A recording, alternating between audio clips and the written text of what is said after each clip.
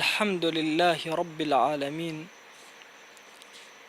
والصلاة والسلام على أشرف خلق الله محمد وعلى آله وأصحابه الكرام وتابعيهم بإحسان إلى يوم الدين.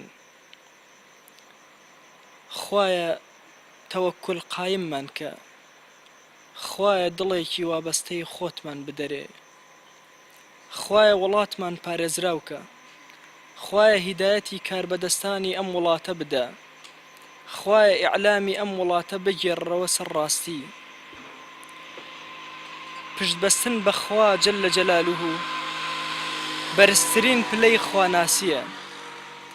خوای گەورە فەرمان بە خۆشەویستمان محەممەد المستەفا عليه الصلاة والسلام کات، ئەفەرمێ وتوکل على الله وكفى بالله وكيلا.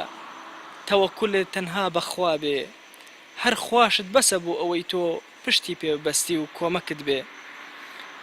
بەرامبەر بە هەموو ئیماندارانیش ئەفەرمێ وعلى الله فليتوكل المؤمنون. با تەنها لەسەر خوا ئیمانداران پشت بەستن و تەوەکولیان هەبێ. ئیبراهیم عليه السلام کاتێکەوە ئاگری بۆ کرایەوە، ئاگرێکی زۆر بڵێسەدار، هێنایان لە بەردەم ئەم ئاگرەیە ڕایان گرت، ئەیانویست بیخەنە ناو ئەم ئاگرەوە، ئەیانویست هەڵی بەنە ناو ئەم ئاگرەوە. لەم کاتەدا یەک تۆز ترسی نەبوو، تەوەکل و پشتی بە ڕەب العالەمین بەستە بوو.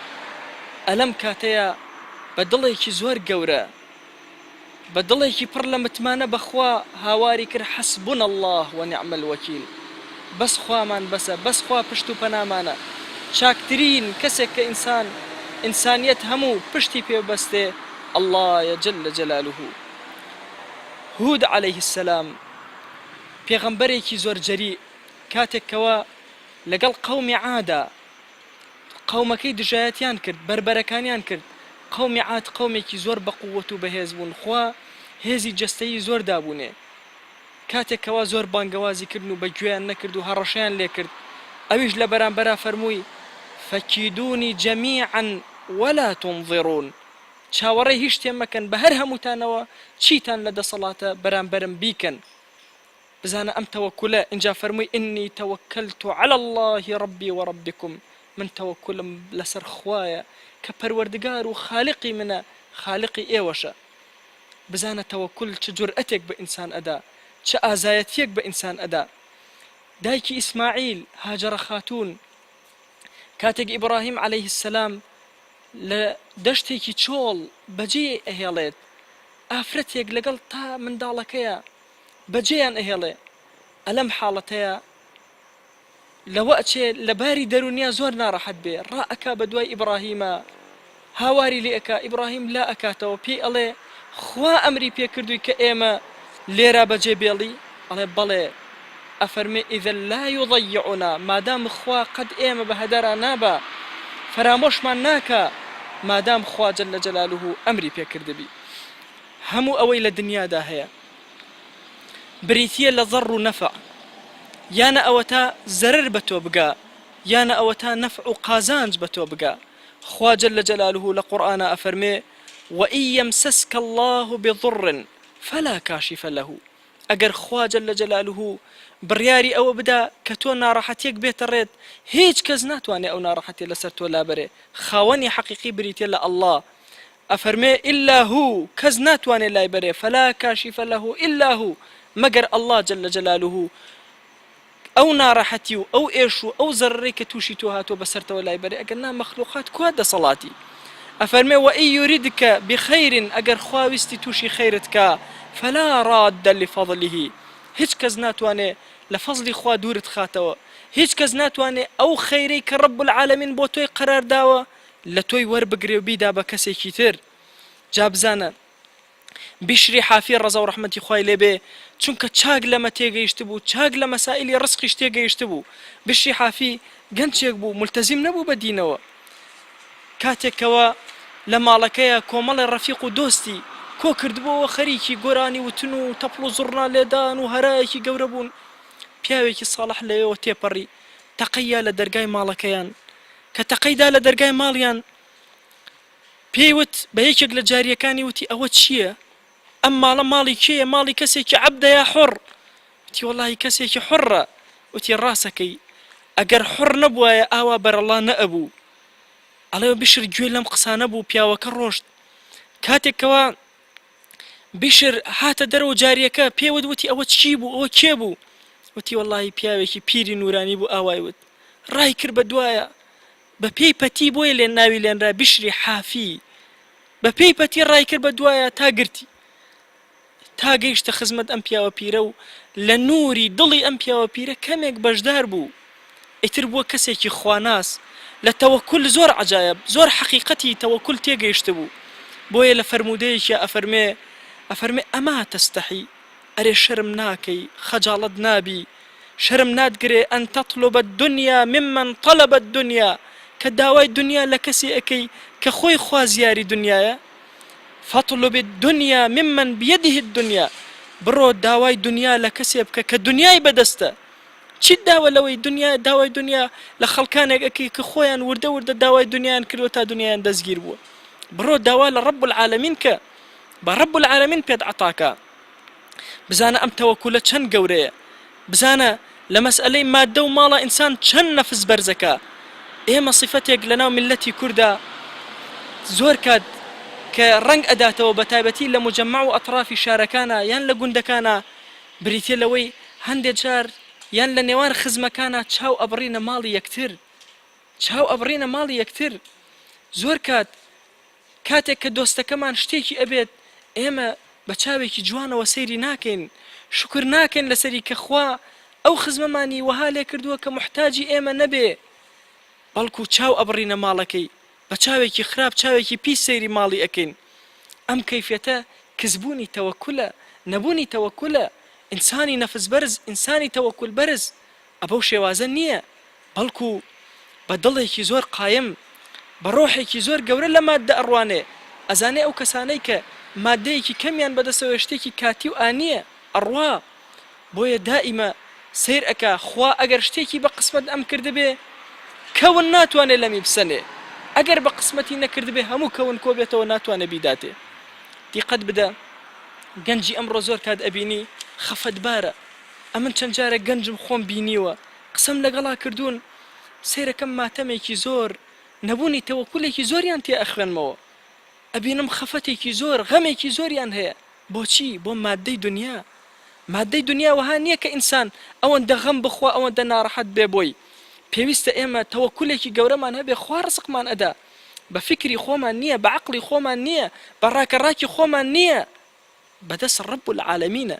دیقەت بدە، مەریەمە ڕەزا و ڕەحمەتی خوای لێبێ کاتێ تەوەکولی حەقیقی بە ڕەب العالەمین ئەبەستێ، خوا جەلە جەلالوه میوەیەکی شیرین لە ناو ماڵەکەیە دائەنێ. بزانە زەکەریا کاتێکەوە ئەچێتە ناو حجرەکەیەوە سەیرەکە، میوەیەکی زۆر جوان دانراوە لە بەهەشتەوە، ڕەب العالەمین پێی عەتاکە. ئەفەرمێ ئەو ڕۆژەی کە زەکەریا چووە لای مەریەمە، ئەلەو ڕۆژەیە 3 ڕۆژ بوو مەریەمە بە ڕۆژوو بوو، هیچ شتێکی نەخواردبوو. ئەو ئێوارە یەک نانی هەبوو، ئافرەتێکی فەقیر هەتیوی هەبوو، داوای لێ کرد ئەو نانەم بدەرێ، نانەکەی دایە، چونکە ئەزانێ خوا ئەگەر حەیاتی بەمدا بێ ڕزقیش بەم ئەدا. تەوەکولی بەخوا قایمە، خوا میوەی بۆ نارد لە بەرامبەرە. دایکی موسا عەلەیه السەلام کۆرپەلەیەکی نازدار تازە لە دایک بووە، ئەترسێ لەوەی فیرعەون بیکوژێ، سۆزێکی زۆری بۆ ئەم مناڵەی هەیە. خوا ئەخاتە دڵیەوە کە ئەم مناڵە بخاتە ناو تابوتێکە و فڕی باتە ناو ئاوە. دیقەت بدە، فڕی ئەداتە ناو ئاوە و ئەیداتە دەست ڕەب العالەمین کە لا تضیع وەدائعه، بە هیچ شێوازێ ئەو شتێ بدرێتە دەستی خوا نافەوتێ، ئەیداتە دەستی ڕەب العالەمین، ئەیداتە دەستی خوا جەلە جەلالوه. بزانە ئەم تەوەکولە قایمە بە ئەڵڵا، ئەم تەوەکولە گەورەیە بە ڕەب العالەمین چەند ئاسوودەی ئەکا. ڕەب العالەمین ئەو مناڵە ئەهێنێتەوە بەردەستی، ئەیهێنێتەوە بەردەستی، چونکە ئەم بە تەواوی مەعنا داوێتێ دەست خوا، خواش بە تەواوی مەعنا ئەیگەڕێتەوە باوەشی. بزانن لە غەزای مؤتە 3000 سەحابەی پێغەمبەری ئەکرەم عەلەیه السەلات وەسەلام 3000 ئەچنە ناو شەڕێکەوە لە بەرامبەر 200,000 شەڕێکی نابەرامبەرە ئەگەر ئینسان بیری لێ بکاتەوە تێبفکرێ. لەگەڵ ئەوەدا پشتیان بەخوا قایمە، پشتیان بەخوا بەستووە. عەبدوڵڵای کوڕی ڕەواحە ئامۆژگاریان ئەکا، ئەڵێ تەوەکولتان بەخوا قایم بێ، پشتان بە ڕەب العالەمین ببەستن. ئەم 3000 خۆڕاگر ئەبن 3 قائیدی گەورەیان شەهید دەبێت لەو شەڕەدا ئەمما زۆر خۆڕاگرانە ئامادە ئەبن لە پێناوی خۆیان شەڕکەن هەتاوەکو خوا جەل جەلالوه نەسرەتیان ئەداتێ. جا بزانە ئەعرابیەک دێتە لای پێغەمبەری خوا صلی الله عليه وسلم لە دوای یەکێک لە غەزاکان یەک شیوەڵمەڕ بەر پێغەمبەری خوا صلی الله عليه وسلم کەوتووە. ئەویش دێت ئەڵێ ئەی محەممەد ئەم شیوەڵە مەڕە هی کێیە؟ پێغەمبەری خوا صلی الله عليه وسلم ئەفەرمێ ئەم شیوەڵە هی منە. ئەڵێ وەڵڵاهی زۆر جوانن. ئەڵێ دەی بۆ تۆ؟ ئەڵێ بۆ من؟ ئەڵێ بەڵێ بۆ تۆ. شیوەڵێک مەڕی ئەداتێ پێغەمبەری خوا صلی الله عليه وسلم یەک دانەش ناهێڵێتەوە. ئەگەڕێتەوە بۆ لای قەومەکەی ئەڵێ وەڵڵاهی ئەم محەممەدە زۆر کەسێکی ئازایە هیچ لە دنیا ناترسێ. هەموو مەڕەکانی دا بە من، هەمووی بە من عەتا کرد ناترسێ. جا بزانە سەرکردەی گەورە ئەبێت تەوەکولی ئاوها بێ، قائیدی گەورە ئەبێت تەوەکولی ئاوها بێ. محەممەد المستەفا ئاسا عليه الصلاة والسلام چی هەیە ببەخشێ خوا جەل جەلالوه ئەیداتەوە. ئەمڕۆ دنیایەکی مادیگەرایەتیە. ئێمە زۆر ئەترسین لەوەی مادەمان کەم بێتەوە، زۆر ئەترسین لەوەی کە ئەو سەروەت و سامانەی کە هەمانە لە دەستمان دەربچێ. دیقەت بدە ماڵەکانمان پڕە لە خواردن هێشتا ئەترسین، هێشتا غیرەتی ئەوە ناکەن، جورئەتی ئەوە ناکەن ببەخشین. بزانە پارەیەکی زۆرمان کۆ کردوێتەوە هێشتا ئەترسین، چونکە ئەو کەسەی کە تەوەکولی حەقیقی بە ڕەب العالەمین نەبێ، تەوەکولی تەواوی بە ئەڵڵا نەبێ زۆر ترسنۆکە. ئەترسێ لە ژیان، ئەترسێ لەوەی ماڵەکەی کەم بێتەوە، ئەترسێ لەوەی تووشی مەسائیبی زۆر ببێ، ئەترسێ لەوەی ڕۆژێ تووشی مەسائیبێکی وا بێ کە هیچی نەمێنێ. ئەمما کەسێک کە تەوەکولی بە ڕەب العالەمین قایم بێ بابزانی وەک دایکی موسا عليه السلام وها ئەبێ، وەک مەریەمە وها ئەبێ، وەک ئیبراهیمی خەلیل ئازا ئەبێ، وەکو محەممەد المستەفا عليه الصلاة والسلام ئەبەو کەیفیەتە بەخشندە ئەبێ. ئەبوو بەکری صدیق پەروەردەکراوی دەستی ڕەسوول الله صلی الله عليه وسلم کاتێک دێت لە یەکێک لە غەزوەکانە هەرچی هەیەی ئەیهێنێتە خزمەت پێغەمبەری خوا صلی الله عليه وسلم. پێغەمبەری خوا عليه الصلاة والسلام پێی ئەڵێ ئەی ئەبوو بەکر چیت بۆ مناڵەکانە بەجێهێشتووە؟ ئەفەرمێ پێغەمبەر الله ورسوله أبقيت لهم الله ورسوله. ئەوەم بۆ بەجێهێشتون الله لەگەڵ رسول الله صلى الله عليه وسلم ئەم دوانە ئەوەم بۆ بەجێهێشتون. أبقيت لهم الله ورسوله، خوا و پێغەمبەری خوام بۆ بەجێهێشتون، هیچ شتێکی ترم بەجێ نەهێشتووە. ئەوە تەوەکولی حەقیقیە، ئەوە ئەو پەڕی پشت بەستنە بە ڕەب العالەمین. دەی با ئێمەش پشتمان بەخوا ببەستین، با هەڵپەی زۆر بۆ دنیا نەکەین، با چاومان شۆڕ نەکەین بۆ بوونەوەرەکان، بۆ دروستکراوەکانی خوا. تەنها لە بەردەم خوایە بپاڕێنەوە، تەنها لە ئەڵڵا داواکەین تا ئەڵڵاه جەل جەلالوه بەرەکەت و ڕەحمی خۆی بەسەرمانە ببارێنێ. پشتمان بەو قایم بێ تا ئازا و نەترس بین، تا چاومان نەترسێ لە دنیا، چاومان لە هیچ دژمنێک نەترسێ. وصلى الله على سيدنا محمد وعلى آله وصحبه وسلم.